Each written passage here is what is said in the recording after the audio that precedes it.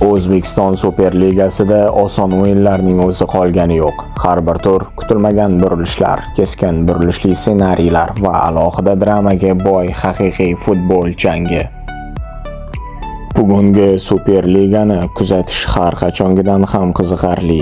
Oltin medallar va Osiyo Chempionlar Ligasi chiptasi uchun kurashayotgan grand jamoalardan tortib, elitada jon saqlash uchun har bir qarich yerda kurashayotgan klublargacha maydonda murosasizlik hukmron.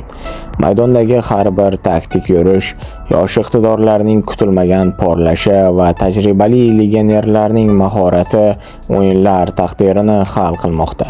Tribunalarni larzaga keltirayotgan fidoyi muxlislar esa har bir uchrashuvga o'zgacha harorat bag'ishlamoqda. Superliga shunchaki ichki chempionat emas, u milliy terma jamoamizning poydevori va o'zbek futbolining haqiqiy yuragidir. Jadvaldagi har bir ochko oltinga teng. Bu yerda favorit degan tushuncha qog'ozda qolib ketishi, outsider esa amaldagi chempionni mag'lub etishi hech kimni ajablantirmay qo'ydi.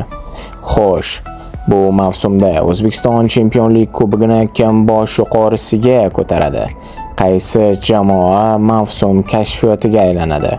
O'z taxminlaringizni izohlarda yozib qoldiring. Videoga like bosing va O'zbekiston futbolining eng qaynoq tahlillarini o'tkazib yubormaslik uchun kanalga obuna bo'ling.